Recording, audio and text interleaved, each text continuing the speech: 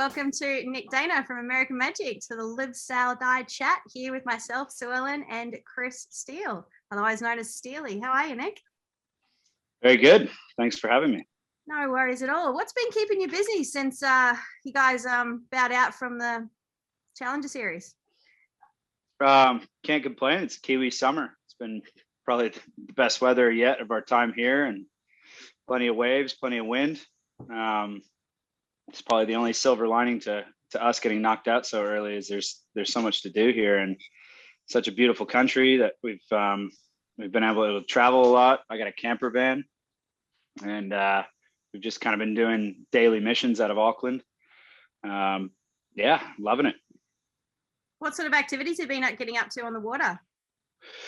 Well, I just learned how to wing, so the froth is real on that. Put the foot straps on the other day and figured out that I'm not ready for airs, and then otherwise surfing. We've had great waves. Been down to Raglan a few times, and out to different spots, and it's just been incredible. Has most of the team hung around that? Yeah, I think there's only been maybe 2 out of the sailing team that have gone home, to see their families because their families weren't here. And everybody else has stayed down, and people are all over the place right now. South Island, bottom of South Island, all the way up to the top of North Island, and everybody's really getting out there. So it's pretty cool. How would you rate New Zealand as a sailing / water sport / touring destination? I would say, from the what people would say in the States is the Mecca of yachting is Newport, Rhode Island. I'd say it doesn't hold a candle to New Zealand. It's incredible. That's the Waimata and the Hauraki Gulf are probably the best sailing venue I've ever been on. Our time practicing and then eventually racing was just incredible. The venue you have to all the options that you have for different winds and different wind speeds. It's just you can't ask for anything better. Yeah, we'll take that one, won't we, Steely? Absolutely. Yeah. Heard it from him, not us. Yeah. There's a glowing report you can use for Tourism New Zealand right there. Yeah. Hey, well, we'll just kick it off then, Nick. Just start off by give us a little bit of an insight into what you actually did on Patriot on your AC75. Were you mainly a grinder, but anything else that you did on board? So I was mainly a grinder and could fill several roles. Wasn't on the A boat per se, but we kind of rotated. So you never know. You could have had to go maybe if there was a bit more time in the racing and guys started getting a bit more tired. I was, in theory, I was a backup for rookie Andrew Campbell in the flight control, but I had largely only done simulator testing of it, and it was a big leap between that and doing the boat, on a race course. So I think if anything had gone wrong and rookie was down, there would have been a few people getting off the boat if I was on the controls. But yeah, other than that, on Chase 1, there was, 2 or 3 of us on any given day that were ready to rotate for several roles, whether that was warming the guys, doing the warm-up laps, or it was jumping on if somebody got hurt or if somebody needed to fix something and get off. We jumped on and were the, backup guys for racing. So that entailed a lot of sail changing, basically. Making sure everybody was hydrated, giving them the goos and the chews, everything they needed to keep going. But in reality, you're talking 20-minute races here, so it wasn't long days. The training days were really long, but not the race days. Just on the grinding setup as a whole, obviously on the TV you kind of only see the guys that are there kind of spinning the handles, but what other sort of jobs do you do whilst you're grinding? Are you involved with, flying the boat through maneuvers or, obviously controlling the jib and the maneuvers as well? What else were you doing? Yeah, so, it was evolving as we went. As far as the foot buttons, we primarily worked through foot buttons and some hand buttons, but mostly through foot buttons. There was a certain amount, jib control was essentially through the trimmers only. There wasn't a huge amount of interaction between the driver and wing trimmer and the jib. Our trimmers were basically really switched on to what was happening with the main, and therefore, tapping away on their foot buttons and sheet.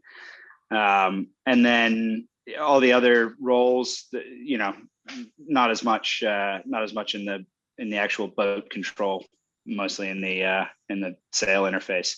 So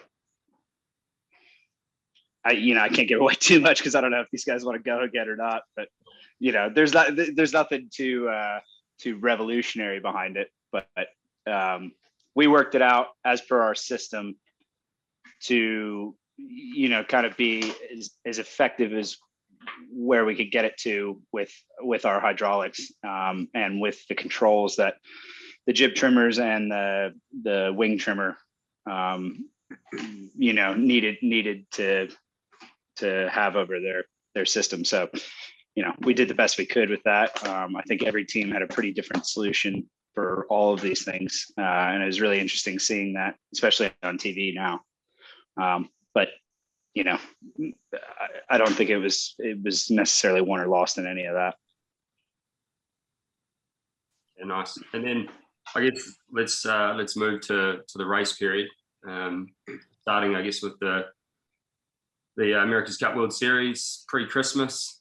There was obviously a lot of practice racing going on before that event actually started. It looked to us, and I guess to a lot of people out on the water, that Patriot was going fast in relation to especially the other challenges. It looked like you guys had a good set of wheels around the race course, and albeit it seemed like that gap was starting to sort of close just building into that World Series period. Is that the kind of feeling that you guys kind of had? Did you feel confident in the boat at that stage? Absolutely. The boat, right out of the gates was fast. And it was fast all the way up until the end. What's that? Beeping? No, oh yeah. And basically from the Christmas Cup on, it looked like with the other teams, the biggest thing was the biggest refinements that were made were probably in the aero package and the ride height, and their control over the platform and foiling. We felt very fast, obviously in a straight line. Maneuvers wise, we were still, at the top of the heap at that point. So this is my first Cup, so I'd never really seen how fast the progression would go. It's kind of funny. You spend 2.5 odd years making somewhat incremental gains that you feel, at least, and then you show up at the event, you see everybody else, and you're like, oh, I feel pretty good. And then you hear from the old boys who've been a part of a few of them that they're like, wait, give it a week and that boat will find another 2 knots or something. And you're like, how at this point? Like, how is anybody finding several knots? And, a lot of that was probably found in the maneuvers. A lot of it was found, being able to land at angle and being able to sail out of the maneuvers faster. And again, Christmas Regatta, we felt really good. Never win the practice race. That kind of mentality where maybe it didn't put enough pressure on us to focus on some things. I remember a couple of times, one time when I was on the boat when we first were racing with Prada, and then another time when I was in the chase boat watching, and that was about maybe 2 weeks, so give or take 5 days of sailing. And I remember seeing from the first time to the second time, a real noticeable difference in Luna Rosa's ride height and their ability to just steady the platform, which we still kind of struggled with a little bit more oscillations. And that's, I think, when you just started seeing them kind of tunnel in on their concept. Did you sort of pick that Luna Rossa was going to win the Prada Cup based on, what you guys were seeing? Was that what you guys were, once you guys were knocked out, could you actually see that it was going to be Luna Rossa? Well, I don't know. It was a tough one to say that because, Ineos had just wiped them. And then Luna Rossa comes and wipes us. And then you're like, okay, well, it's two teams that have obviously found a lot of speed. And have worked out a lot of things. And, you hear the legends of Ben and him, getting angry and coming from behind and just steamrolling the competition. So you're kind of like, I don't know at this point. At the Christmas, I was inverted at that point where you leave the Christmas Cup saying we have a fairly good shot at this. Then you get, knocked out in 3 hours of racing. And without winning a race, and then those teams face off. And I mean, I think halfway through it was clear, but certainly not at the beginning. I had no idea. If I had to take it to Vegas, I maybe would have picked Ineos. Do you think some of those improvements, they were pretty drastic from all the teams? I mean, obviously at that point you guys are feeling pretty strong, and then we come back in the new year at the start of the Prada Cup, and all of a sudden Ineos is going really fast, and that's probably the biggest turnaround out of all the teams. They weren't able to win a race in the World Series or even look like it, and then obviously Luna Rossa made some big gains throughout that sort of round robin period, and then entered the finals really strong. Do you think a lot of those developments came from understanding some of the decisions that you made earlier on in the piece, and it was just a timing thing, or was it a case of you had new equipment that was going to come online and you were just waiting to put it on the boat? What basically results in making such big gains in such a short amount of time? Well, we weren't really as much in that camp as they were. And so whatever I'm saying is really guessing. But I mean, we never really thought Ineos was as big a dog as it may have let on at the Christmas Cup. We knew that they had really smart people, really talented sailors. They had all the right ingredients. Maybe they just hadn't figured it out. Or they were testing things. That was always a possibility with foils, with aero setups. That was your testing time. Nothing was on the line. So you might as well throw something in there and say, this could be good in this wind range, but we're going to get smoked if it's, in the other wind range. And you have to sit there and endure a regatta of just being a dog. So it could be something like that. And, they just have to wear it the whole regatta because, once you've measured, that's it. And there might have been a bit of that with Ineos. And Luna Rossa, I don't know. It almost, the way they just had this just perfect curve of a upward trajectory almost seems like it was methodical, and it was, something where they had a lot of design that was going to come online at certain times, and they trusted a process that they had, and it just seemed to really lock in for them somehow, and they didn't seem very surprised by it. Yeah, I feel like a lot of people were kind of sleeping on them, whilst they were always pretty solid the whole way through. It was certainly you guys that looked fastest early on, and then obviously Ineos came storming through with a bunch of momentum, and they looked like the team to beat. But Luna Rossa never sort of looked weak. They just maybe weren't quite optimized in some of the conditions that you guys were showing pace. But I guess, looking back on your campaign, obviously the capsize was a pretty pivotal moment, not just in your team's campaign, but actually the America's Cup Challenger Series as a whole. Obviously a massive effort from all the guys involved to get the boat back out and racing in time for the semi-final. Did you have any idea that, it wasn't going to be racing at the same level, or do you think that was more a case of the other teams improved in the time that you were just trying to get back out on the water? I think I'd lean more towards the latter. The boat was brought back to 100%. Sure, there was some people walking around in a daze, a little bit, maybe even rattled on the sailing team, but I think we all came around to it. We all knew exactly you know, how hard the team had worked up until that point, and then having to do that extra week of just you know, completely refitting a boat in a week that would normally take, you know, a month plus. And it, you know, again, what an incredible effort that was, and to demonstrate the talent of the team. You almost feel like, you know, you won something in just being back out there. Yeah. But I think getting back out on the water,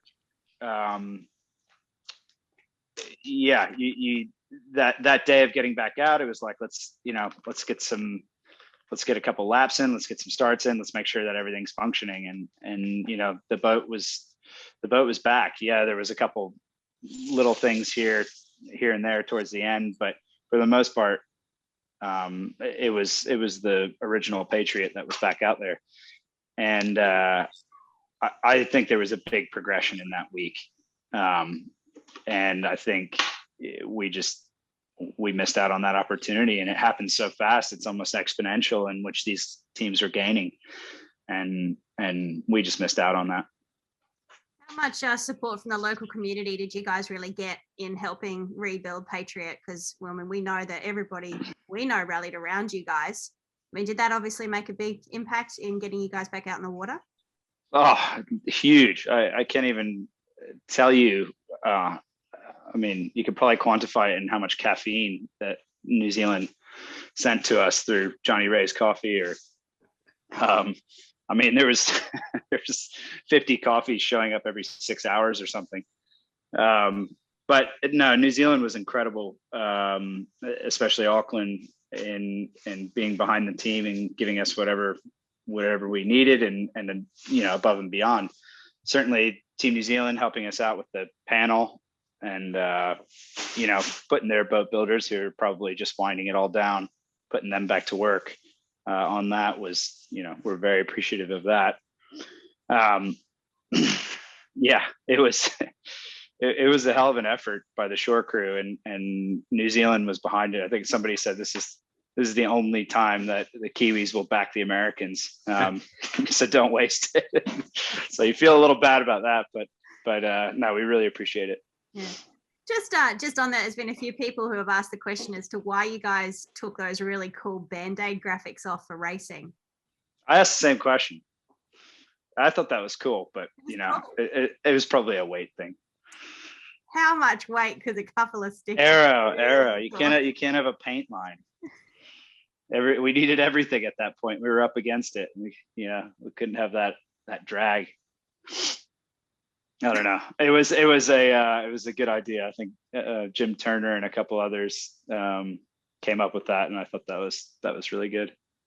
Yeah, I feel like that was. I mean, it was obviously a nice gesture, but I noticed particularly the American Magic team as a whole were very involved in the community building up to the event. You know, there was guys turning up to fundraising events. Everyone was constantly turning up for Yacht Club, and you know, there was a real presence felt in the community that the American Magic team as a whole were getting behind and supporting not just the event but everything around it as well. So you know, I wasn't surprised when everyone kind of jumped to it and decided they wanted to try and help you guys out.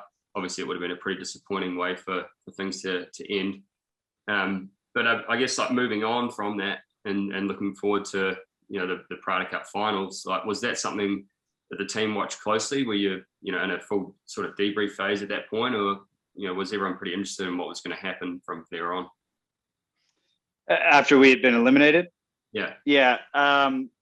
Yeah. Well, you know, there was the initial, you know, kind of sticker shock where it was all over. And, you know, you're walking around in a daze after that, some more than others. But the days after, you can't just unplug from something like that you've been working, you know, some people almost 4 years towards. So nobody, even if they're in the middle of South Island right now, is tuned out from what's happening with the racing. It's just, especially with this class of boat,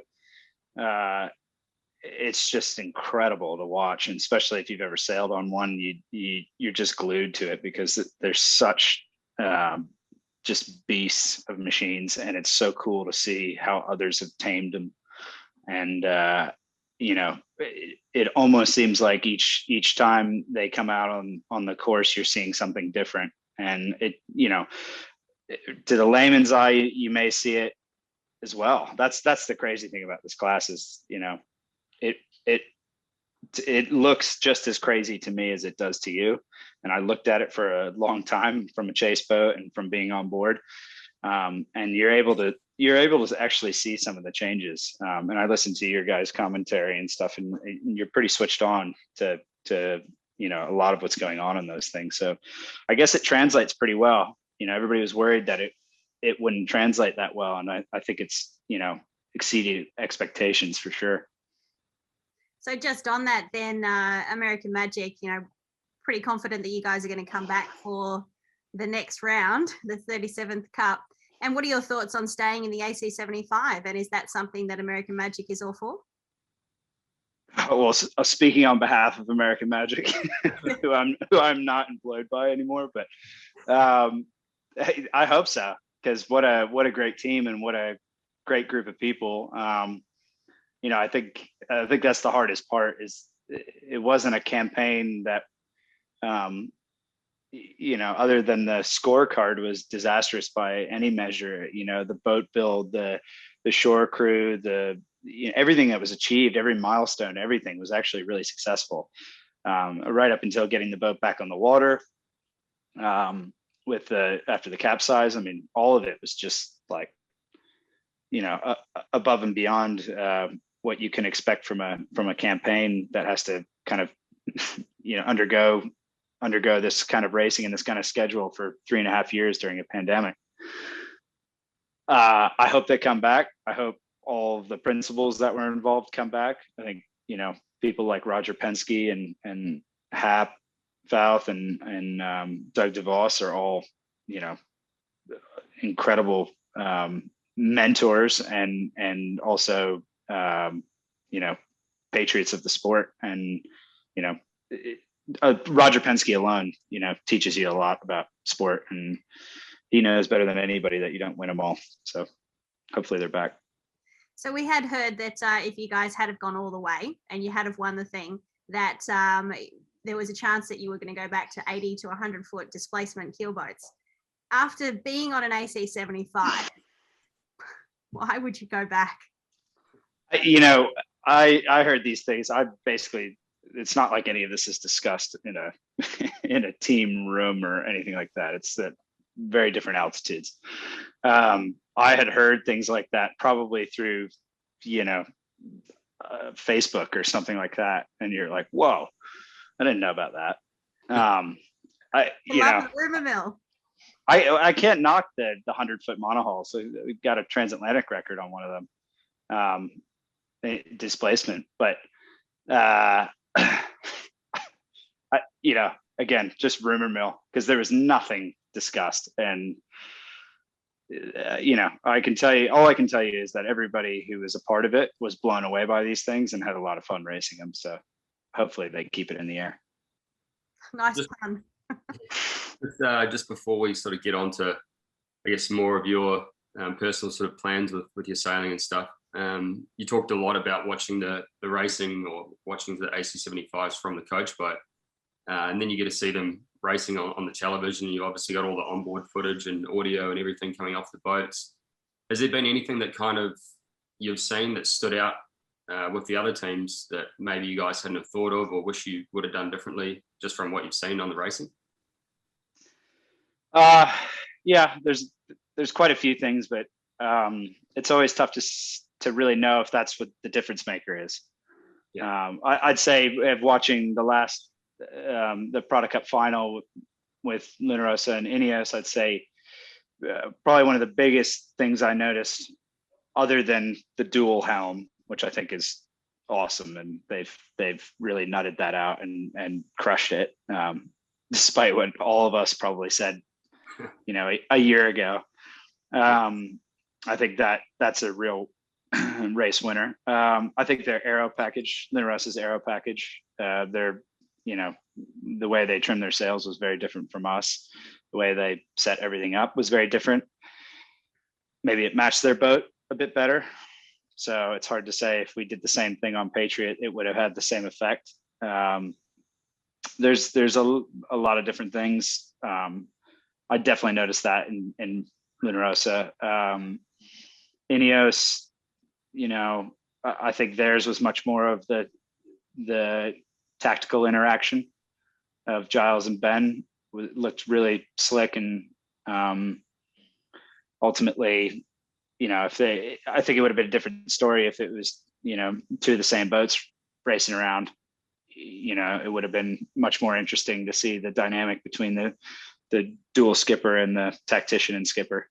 And I think, Ben and Giles did as good a job as they could, but the boat just wasn't as quick as Luna Rosa through the range. So there's one team that you haven't really talked about much, and that's Emirates Team New Zealand. That's how they like it, though, right? Well, we actually had a chat with Josh Jr. A bit earlier, so yeah, he didn't say much. Nah, yeah, full credit to the shore team. Yeah, credit to the board. Credit to the boys.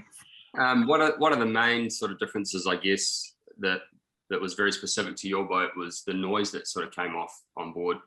Often when we were out there watching on the water, you'd hear Patriot before you saw it. It was just this really high pitched kind of sound that was coming off the boat, with obviously all the hydraulics and systems on board sort of running.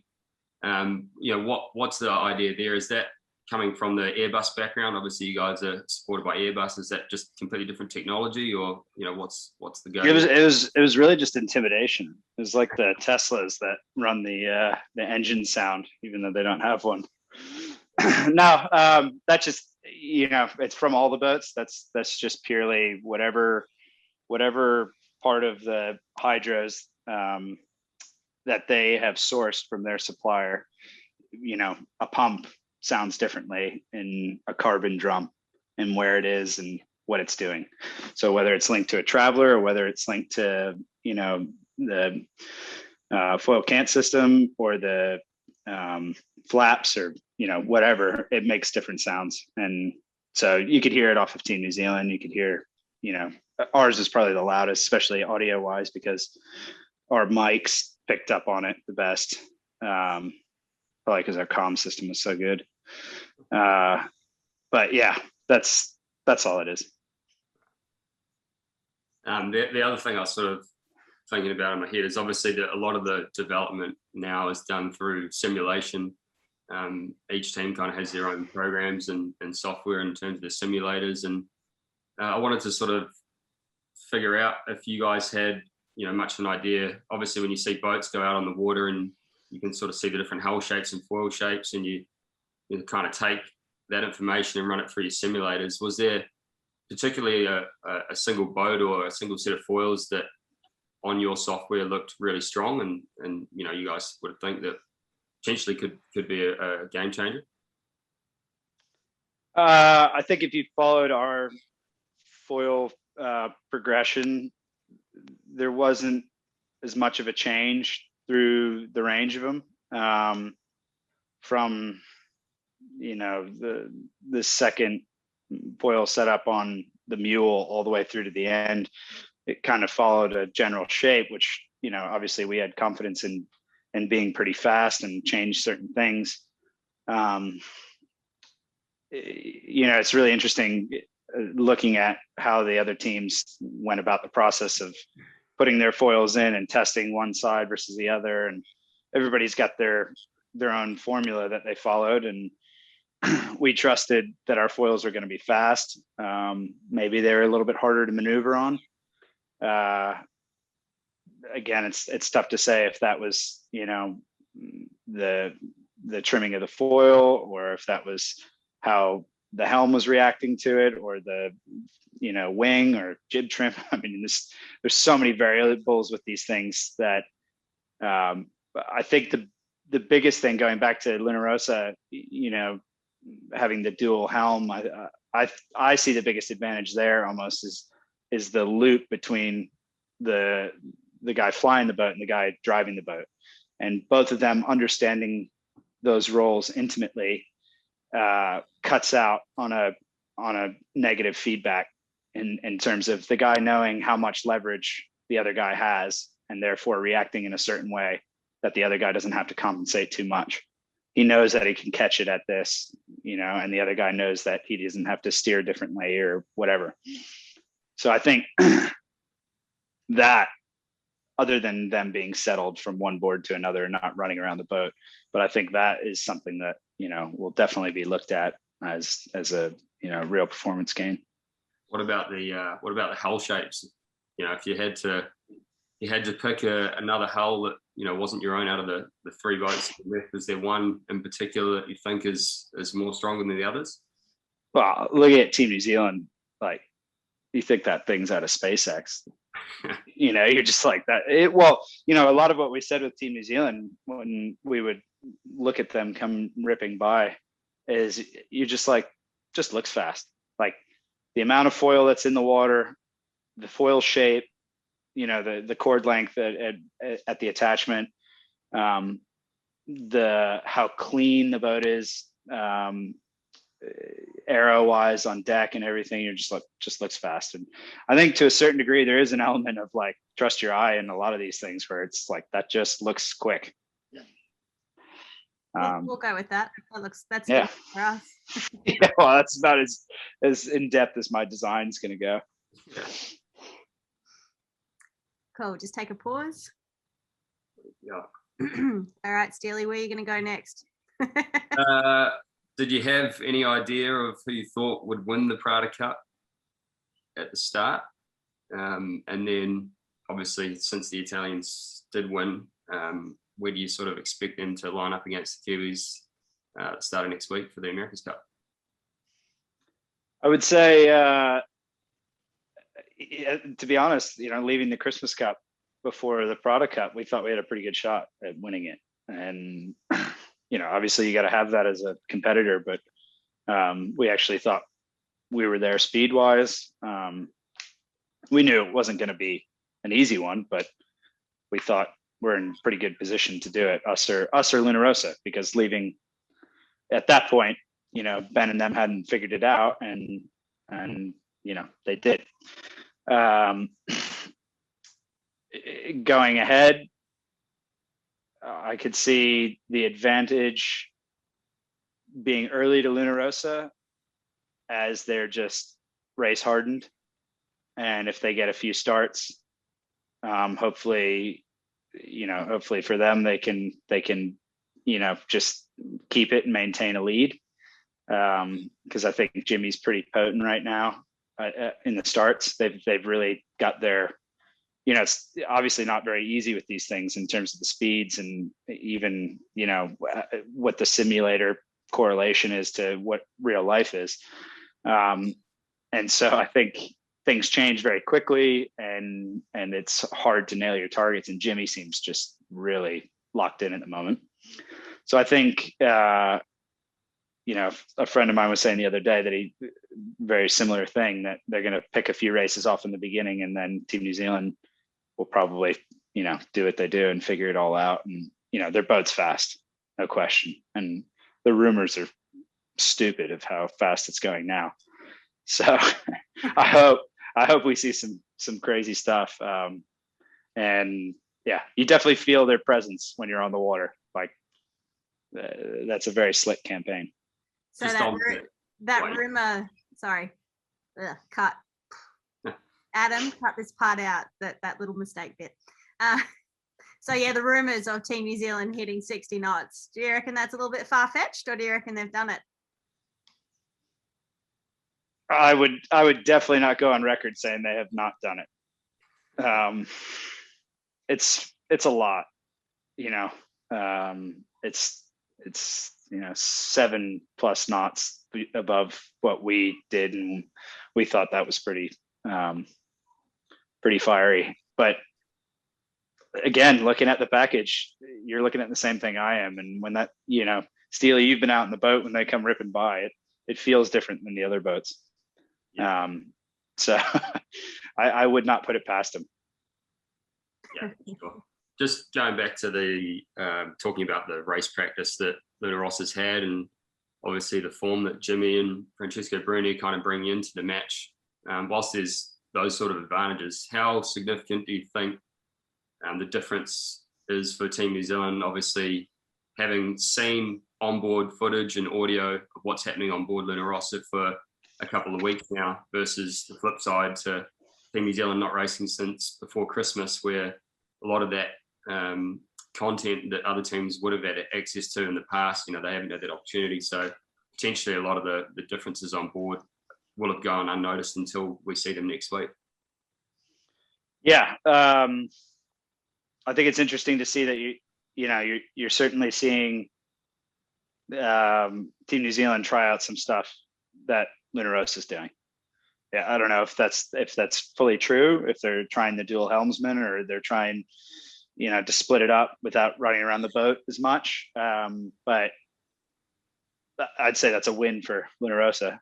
And then I'd say Team New Zealand probably had a win with releasing that video about them using machine learning and AI and all that stuff, because that's pretty intimidating. So I don't know. The head games have certainly started. I still think Luna Rossa's probably got just this, going into race days, you're better on day 5 than you are on day 1 in a regatta, because you just have your method, and you kind of just have your feels going. And Team New Zealand's got to start theirs up. Yeah, you have a routine that you've done for practicing and whatnot for however long, but it's very different race day. And that's the craziest thing, is training days are so long, race days are so short. So it's really like right when you feel like the day's just warming up on most training days is a couple hours in, and it's over on a race day. So hopefully they hold long races, so that I think there will be a few lead changes throughout the races. So I don't know, be interesting. One thing I just wanted to ask as well is obviously the sail configurations that Team New Zealand have been seen to be using over the last couple of weeks. Firstly, the batwing mainsail, which you guys were obviously, there was a lot of talk about that when you guys were doing it, and there was certainly a lot of critics saying that they should get rid of pioneers. But that must give you some sort of, I guess, reassurance that the pathway you guys are going down with that was the right thing, and to have someone else copy it is, I guess, maybe a little bit flattering as well. Yeah. It's no crazy concept, you just want less drag. And that's one way of achieving it. Does it upset the balance of the boat? I don't know. It could be. Seemed like it did a bit for us, but we also had some of our fastest times with that. And it just changes so much with these boats when the variables change, when you have a little bit of sea state, when you have 2 knots more than the last time you trained with it, and you kind of like to put these things in categories of like, it's good from 11 to 15 or something, but you never really sailed with it in 14, 15. You sailed with it in 11 and 12, and then you kind of, it's almost a traditional side of you that just says, well, it's good from 11 to 15 now. And obviously there's just loads of data that come in that show everything, but making that interface between the numbers coming off the boat and what the sailor feels is probably the most critical thing in the race. And that's whoever does that the best is usually winning. So what are your thoughts then on the Code Zero's type sail that Team New Zealand unveiled a little bit earlier last week? Sorry. The Code Zero that's probably the best mind game of the Cup so far. I thought it was It's a pretty good one. No. It doesn't seem to go away. It does not.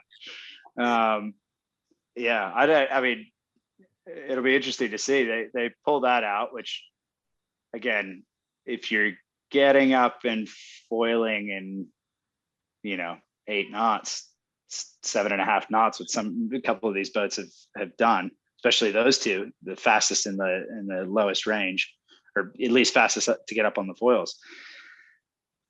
If somebody pops with a jib and the other one pops to the code 0, it's over.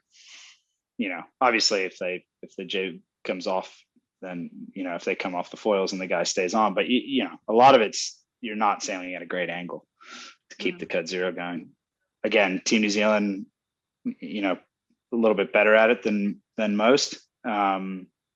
Maybe they can make it work, but I don't really see the need for them to do it other than the mind game. Do you think it was a mind game? Do you think that that's exactly what they were up to, just trying to deter from what was really going on board? No, I think at the beginning it was really, this past week, yeah. I would say, yeah, it was a mind game. I thought you meant the design overall. The design overall, I just think nobody really knew if they were going to need them or not. And then I think this past week was probably just a mind game.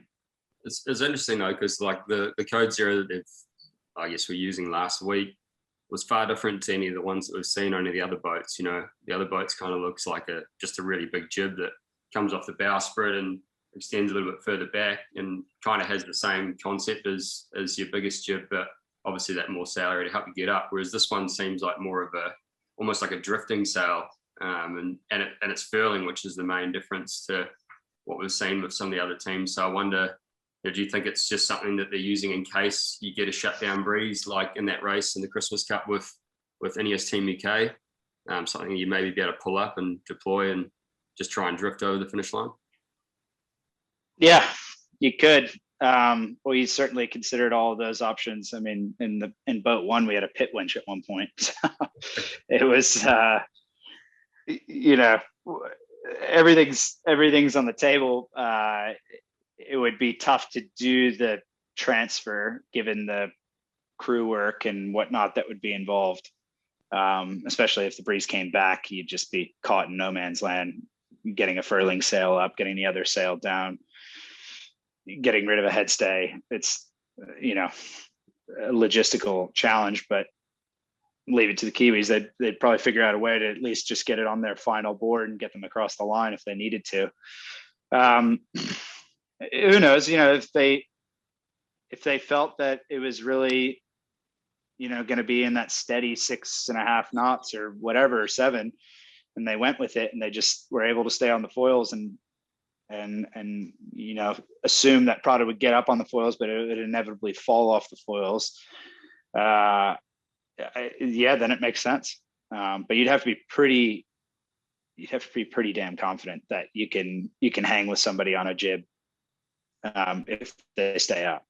And I don't even know Luna Rossa. I didn't really pay attention much, but their prod might not even be a load bearing for. It might just be a light prod. I haven't seen them. I haven't seen them with the code 0 at all.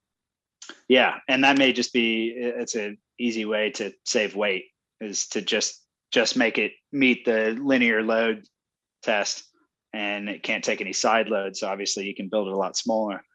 And so they may have just hedged that way. That's the way we ended up hedging in the end.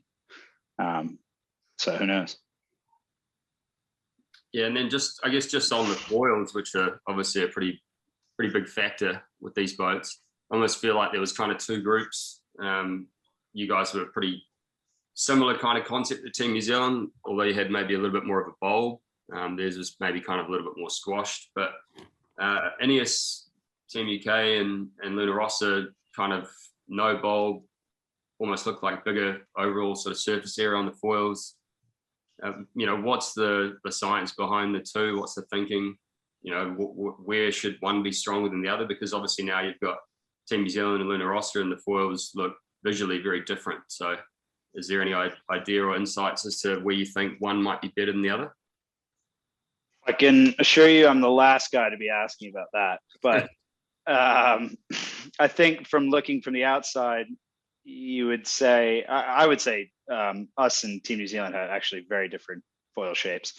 Maybe you can tie certain things because there's a bulb, but I mean, the way they tapered off their foil arm into a pretty much a T foil, where we were anhedral, more closer to probably the angles of Luna Rossa, and maybe it's similar cord length to Luna Rossa. They just didn't have a bulb.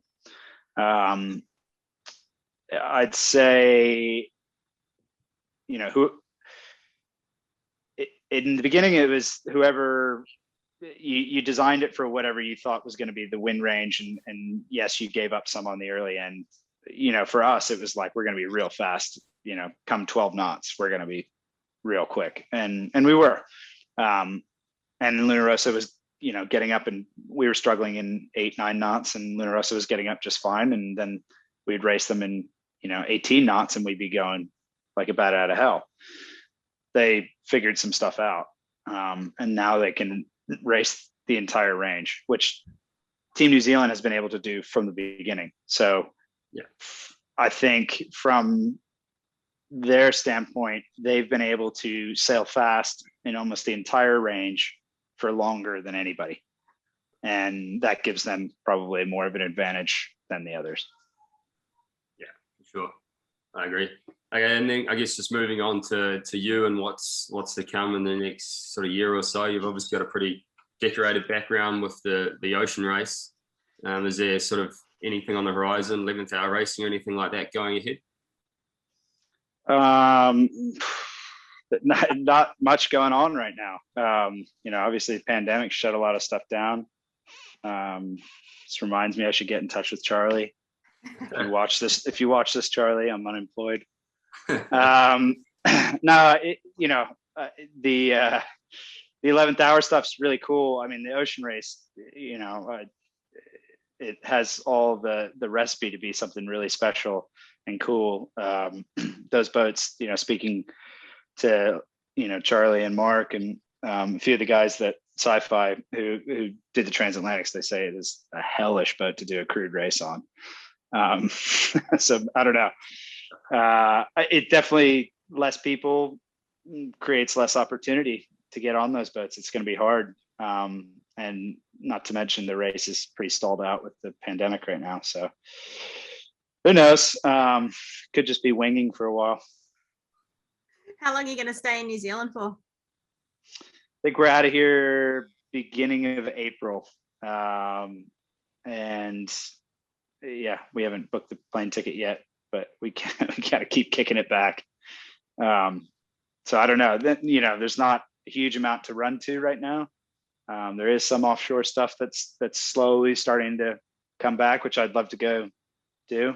I kind of miss going sailing for longer than a couple hours. But other than that, we have no reason to rush out of the one country that's got this under control. I guess, yeah, just on that, I mean, you've been involved now in the two different extremes of the sport. Obviously, the ocean race or the offshore racing is, extremely challenging and, almost more of a survival battle versus you're racing the fastest race yachts in the world around a racetrack. But as you said, only 20 minutes at a time. I mean, I'm sure both of them have got their pros and cons, but, is there one in particular that stands out as more exciting for you? I think, given, my background in sailing, the ocean race and ocean miles really have a big place in my heart. And I love offshore racing. I love being out there. I think the speed of these things and the adrenaline that you get from them,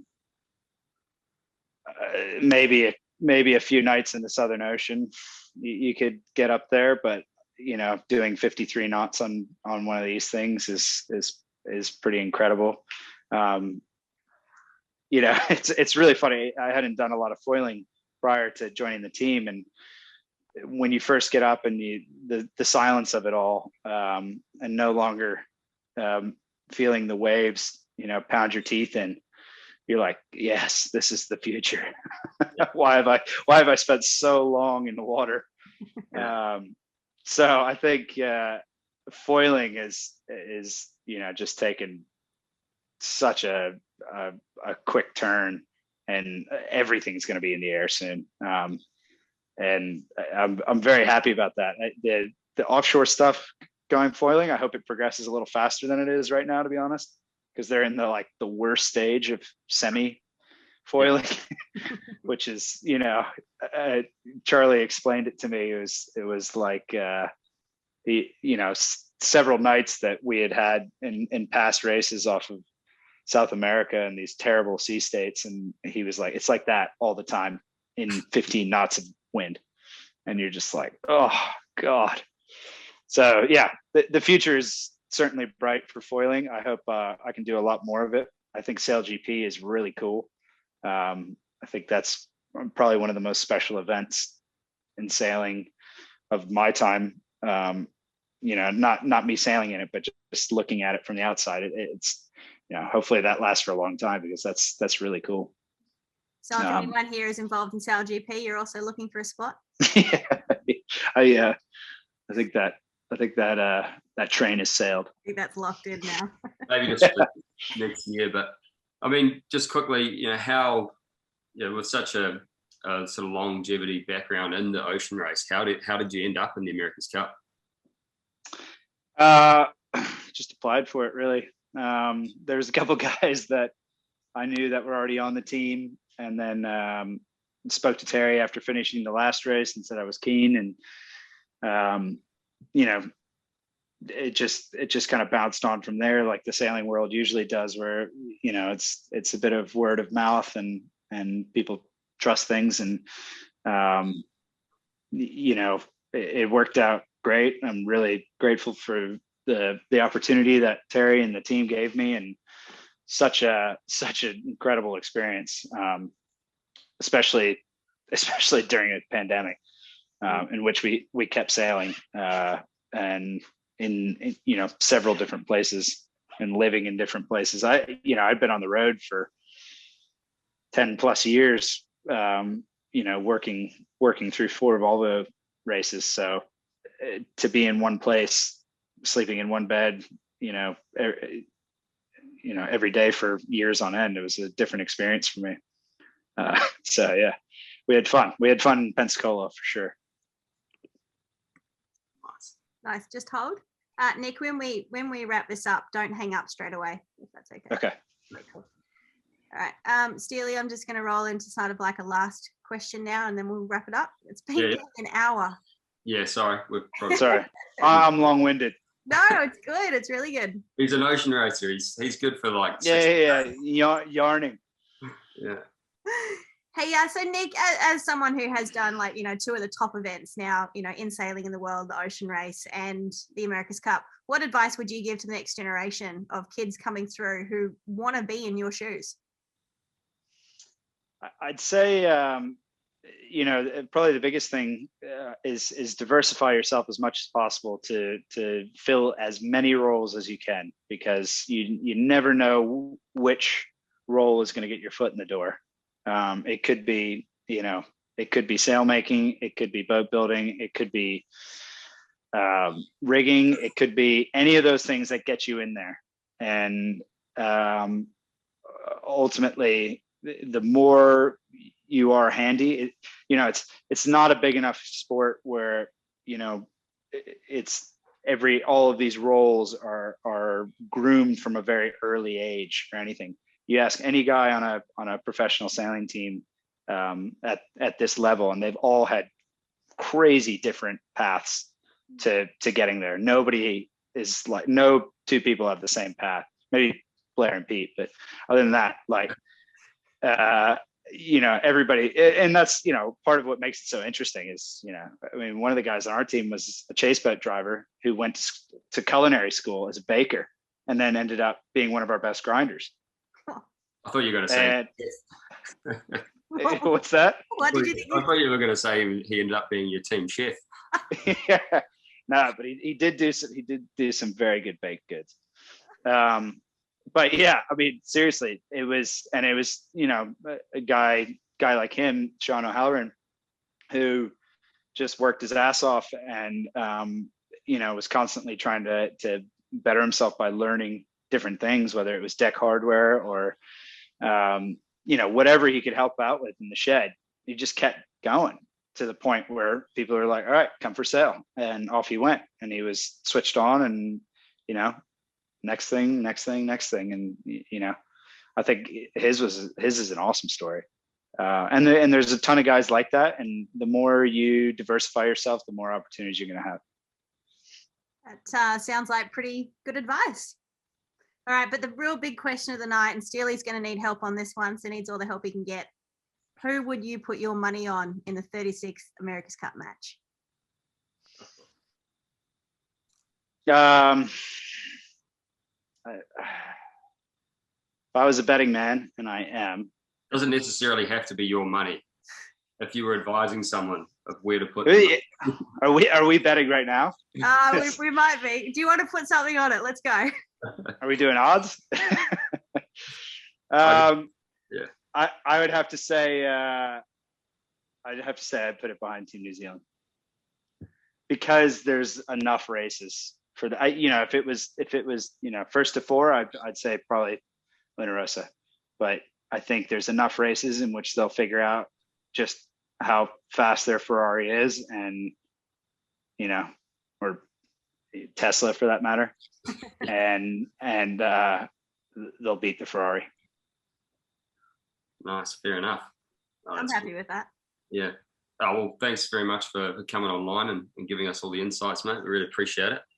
And like you and everyone else, I'm sure we're really looking forward to seeing what else happens in the America's Cup. Yeah, just got to get out of lockdown and get the boat sailing. Looking forward to it. Yeah, thank you so much, Nick. It's been it's great to get an insight, and also an insight from someone who's not normally at the the front of the stage. We get to talk to a lot of the the helmsmen and the main guys on board, but I think it's really great to sort of hear where you're coming from as well. So thank you so much. And on that as well, massive thanks to all of the Live Sail Die sponsors who make these videos possible. Without them, we wouldn't be able to do any of this. We all know how important sponsors are. We all need them to keep the sport ticking over. So massive thanks to them. And yeah, thank you to Nick. And I'll let you know, I was pretty gutted when you guys didn't make it all the way. You were definitely one of the Live Sail Die favorites, that's for sure. The team, sorry, American Magic team. Yeah, well, so are we. Awesome. Hey, look, thanks so much for your time. Enjoy the rest of your stay here in New Zealand, and no doubt we'll catch up and we'll see how that bet goes. Yeah. Thanks a lot, guys. Appreciate it. No worries. Thank you. All right. Come on.